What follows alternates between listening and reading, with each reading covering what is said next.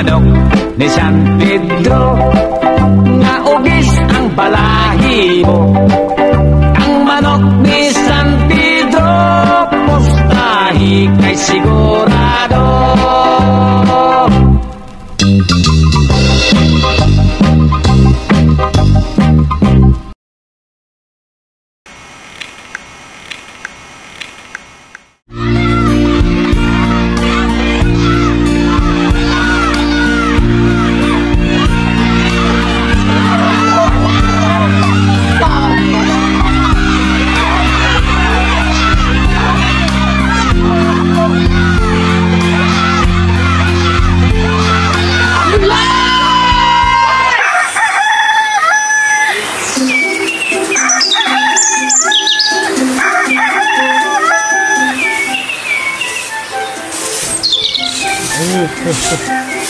Sigurado mo na lalo itong manok ko.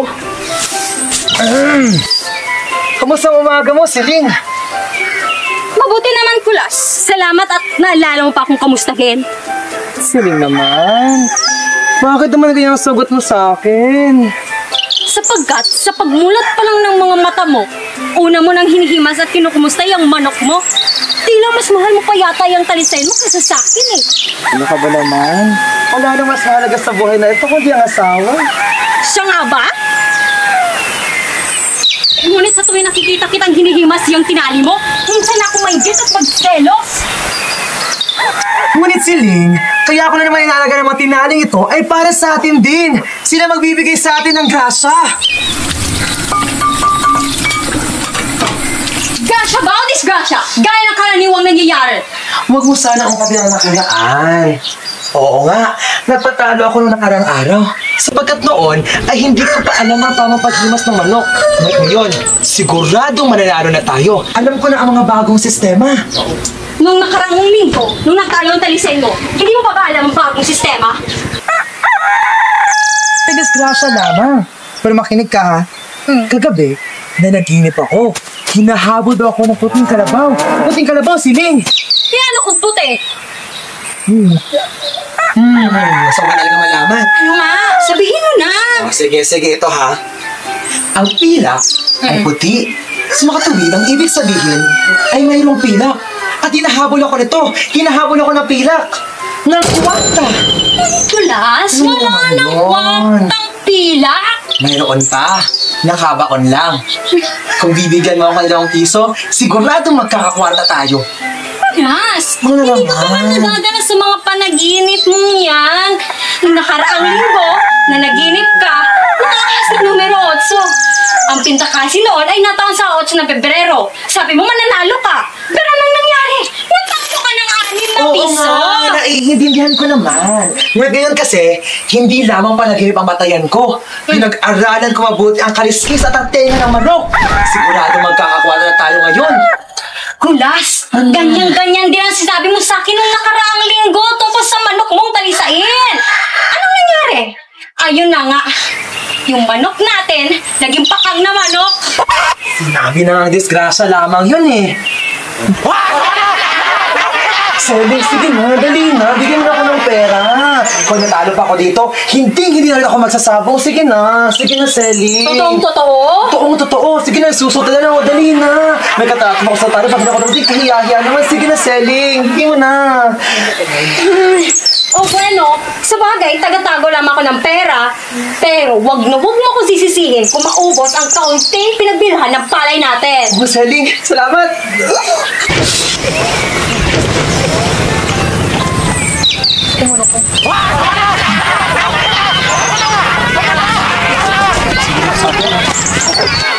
Hey, Kulas! Kumusta ka? Kamusta? Nagmamadali kasi ako, Shoning eh. Huh? Siling, nandito si Shoning! O, Beno, alis na ako ah. Bano? Uy! Uy, Siling! Siling! Bilis! Ano bang nangyari sa mo? Tila, pumunta sa sunog. Ay nako, Mare. Mas masahol pa sa sunog ang pupuntahan yan. Pupunta kasi yan sa sabungan. Siling? Talaga ba? Ay, teka lang. Tiban! Ha?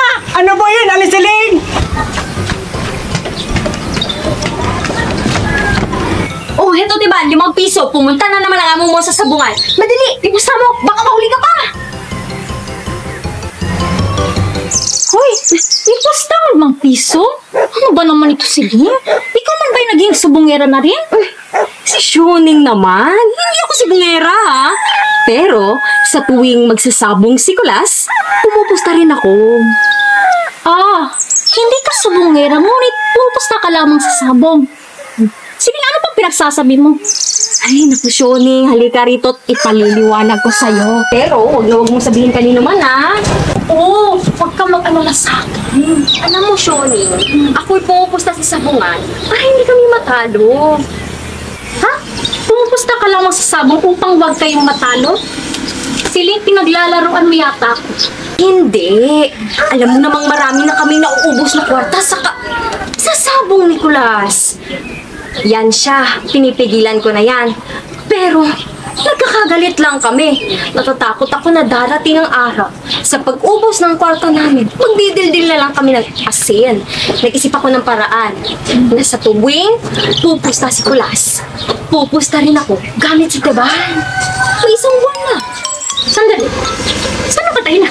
Pwes, kung matalo si Kulas, ay nanalo naman ako. At kung ako naman ang matalo, nanalo si Kulas. O, di ba? Hindi mauubos ang aming kwarta. Siya nga! Siya nga naman!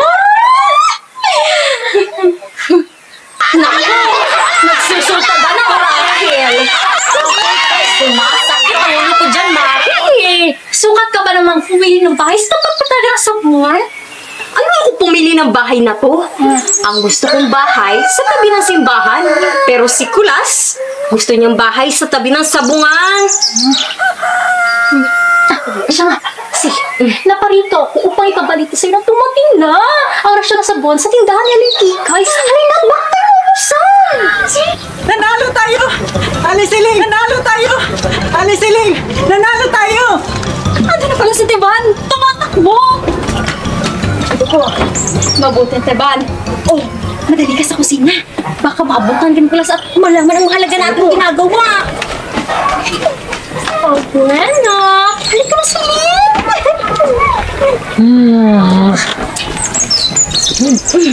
Oh, Kulas! Ano? Parang hindi ka ata inabutan ng kalabaw na puti mo. Huwag mo nga magitin yan. Talaga ako'y malas. Nananalo naman hanggang huling sandali. Pero malas talaga eh.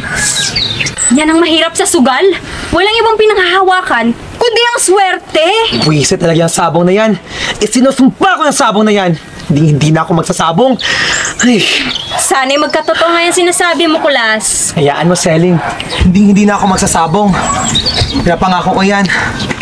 Oh, bueno. Magpapalamig muna kami ng ulo ni Shoni. Pupunta kami kila Aling Kikay para bumili ng sabon.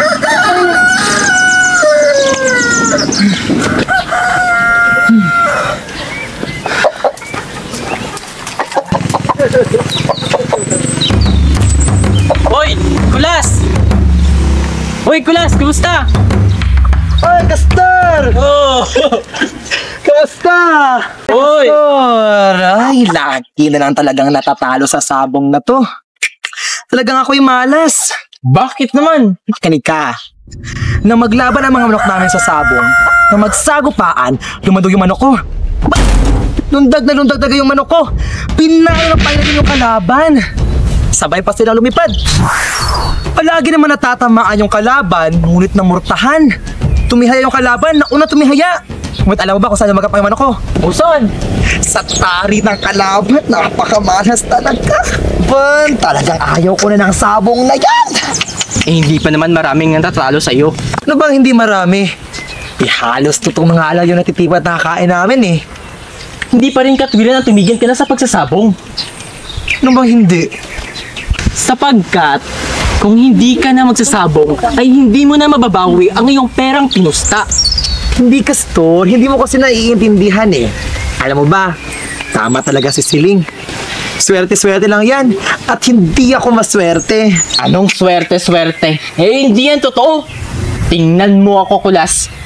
Palagi akong nananalo. Magtigil ka nga, Castor. Eh, palagi nakita ng lahat na nakabitin yung manok mo eh. Etong si Kulas, napahiya ka na nga pala sa wego. Pumupusta ako, hindi sa aking manok. Ngunit ako ay nanalo.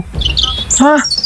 Paano yan? Pumupusta ako, hindi sa aking manok. Ngunit sa kalaban. Kung magkataong manok mo ang manalo, Hindi maaaring manalo ang aking manok. Dahil ginagawan ko ito ng paraan. Oy, Castor, huwag mo nga ako mabiro-biro dyan sa mga biro mong yan. Mainit ang ulo ko. Pero paano yan? Ano bang biro ang sinasabi mo? Kung hindi kita kaibigan hindi ko sasabihin ito. Ngunit, Castor, paano mangyayari yan? Talaga bang gusto mong malaman? Sige nga, sabihin mo nga sa akin. Eto. Kunin mo ang isa sa iyong mga manok at ipapaliwanag ko sa iyo. Kahit saan ba doon sa mga tinali ko? Kahit saan. Sige, kunin ko muna ha. Oh, ito, Castor, okay na ba to? Okay na yan. Tapos, kumuha ka ng karayom sa inyo. Karayom? Oo, yung Sige, karayom sige. pantahi. Sige. Dalian mo. Oh, ito ang karayom. Ito, makinig ka. Lahat ng mga manok ay may litid sa kanilang mga paa. Paa? Oo. Tapos, pag iyong itinusok itong karayom, sila ay manghihina. Hihina? Tingnan mo. Uy, kuha na ng hina nga. Ang lakas-lakas pa niyan, pero mamaya, manghihina yan. Sa makatuwid, hindi na maaaring manalo tong manok na to. Siguradong manatalo na to. Natural, ang kailangan na lang natin gawin ay pumunta sa sabungan at ilaban natin ang manok na iyan. Sige nga. Ngunit, pupusta tayo sa manok ng kalaban. Isa nga. Magaling na paraan. Ikaw kasi, hindi mo ginagamit ang ulo mo. Ngunit, Castor, hindi ba yung pandaraya? Oo, pandaraya. Ngunit, sino ba ang nagsasabong na nananalo na hindi gumagamit ng pandaraya? Sino ka? Ano man doon? Nakita mo na? Hindi ka mandaraya, Kulas. Gumaganti ka lang. Isa nga. Ano pang hinihintay mo? Tara, pumunta na tayo ng sabungan. Castor, may problema Hinihintay ka pa kasi si Siling. Ano ba bang kailangan? Alam mo namang asawa ko may hawak ng supot sa bahay na ito Nako. Etong si Kulas, dihado na nga sa sabungan, dihado pa sa buhay. O siya, lakihan mong hingi kay Siling? Oo. Castor, Ano na naman? malapit na yata dumating si Siling. Ayaw niya pa naman makita ka dito. Hinalis na, dalian O mo na. siya. Sige.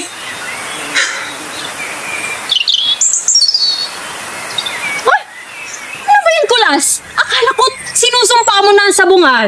Ngayon na lang, Siling. Sigurado ako. Ngayon, makakabawi na tayo. Alam mo, Kulas? Ikaw? Parang presyo ng asukal. Nagbabago-bago, ha? Sige na, Siling. Pangako, pag natalo pa to, pwede mo na patayin lahat ng alaga ko. Sige na, Siling. Ay, yun ka na naman. Parang napapako na naman yung mga pangakong yan, ha? Hindi, ayan si Shoneng. Siya ang testigo. Siya ang testigo. Siya na naman si Ling. Bigyan mo na. Ako ang testigo. Oh, bueno. Pero ito na ang huli, ha? Oo, Siling. Itaga mo pa sa bato. Oh, magkano bang kailangan mo? 20 piso. 20 piso? Sus Marios. Sige na. Oh, ito. 20 piso. Salamat, Siling. Oh, dahan-dahan, dahan-dahan, dahan-dahan lang. Oh, dahan-dahan, dahan-dahan lang. Tiban? Tiban! Madali ka, Tiban! Opo, Aling Siling. Oh, ito ang pera. Nasa sabugan ng iyong amo. 20 piso ito Oh, 20 piso. Ito ba yung todo ko? Oh, todo mo na. Naku, malaking halaga to. Sige na. Ang hirap sa'yo, Siling. Ikasan mo ang iyong loob. Tingnan mo po. Noon ang aking asawa, di makatkat sa monte. Pumunta ko yun sa club at minura ko nga doon, ulo hanggang paa. Mula noon, hindi na siya pumunta sa kanyang club. Kaya naman, siya po na soldata. Siya pa yan natin. Malalaman natin yan pagdating ni Teban. Alam mo, hindi nagmamadali yung umuwi kasi nga baka maabutan ni Nicolas. Sige, mag-ingat ka sa pagkitiwalang pera kay Teban. Huwag kang mag-alala kay Teban. Siya na pagkakatiwalaan. Aling Siling, natalo po tayo. Di bale, nanalo naman si Kulas. Magmadali ka, Teban. Baka maabutan kay Kulas dito. Talagang magkano mo nun, sige? Siya nga. Bakit naman ko? Dahil nanalo si Kulas. Ano naman? Kung nanalo si Kulas, nanalo ka. Hindi magbawasan yung support. Oo nga. Ngunit ang alaala ko ngayong nanalo na si Kulas, lalo siyang maninigit sa sabungan.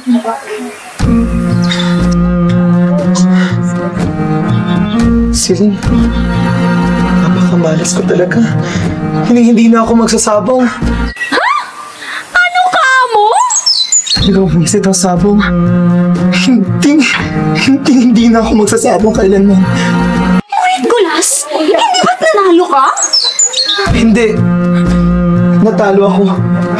Natodas ang 20 piso. Kulas, huwag mo kong ululin. Alam kong nanalo ka. Ha? Sino ba kasi nagsabi sa'yo na ako nanalo? Dapat talaga hindi ako nakinig kay Castor. Buwisa talaga yun. Hindi mo ako madadala sa drama mo! Isauli mo ang 20 piso! Ha? Teka, Sin. Baka si Teban ang kumupit ng kwarta. Teban! Teban! Teban! Ano po yun? Teban! Hindi ko akalain isa ka palang magnanakaw! Pagnanakaw? Ako? Oo! Bakit po? At bakit pala? Isauli mo rito ang pera! Ha? Alin pong pera? Ang 20 pisong dala mo sa sabungan kanina! Aba! Natalo po eh. Sinungaling! Anong natalo? Kung natalo ka, sana nanalo si Kulas. Pero, natalo ka, hindi sana nanalo siya. Ha? Ano po? Kung ako'y natalo, Ano, Teban? Saan ka nagnakaw ng kwarta? kay Aling Siling po. Anong nagnakaw kay Aling Siling? Ay, hindi po. Pinapabusta lang po ako ni Aling Siling. Ay, nako, Siling. Hindi mo naman pala sinabing sabongera ka rin pala. Hindi, Kulas. Pumupusta naman si Siling sa kalaban ng manok mo. At ako pa'y kinakalaban mo, ha? Ikaw talaga, Siling. Huwag kang magalit, Kulas. Pumupusta lang ako sa kalaban ng manok mo para manalo ka man na matalo, hindi tayo mawawalan. Siya nga.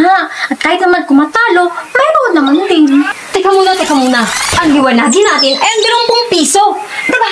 Saan mo din nalang pera? Kasi Siling, kayo man ay natalo sa postahan, di ba? Dahil sa kalaban kayo pumusta, di ba? Oo. Sa kalaban kasi ako pumusta. Kumusta ka sa kalaban ng manok mo? Siling, hayaan mo na ako magpaliwanag. Ito kasi yon. Tinusok ko yung binti ng aking manok para matalo na. Ngunit, kabibito ko pa lang, tumakbo na ang manok ng kalaban. Ayun, nanalo ko. Pasensya talaga, Siling.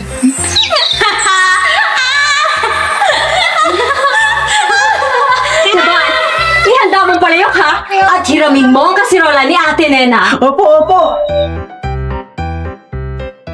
Ano? Ngunit paano tayo makapaghahanda? Talunan ako, di ba?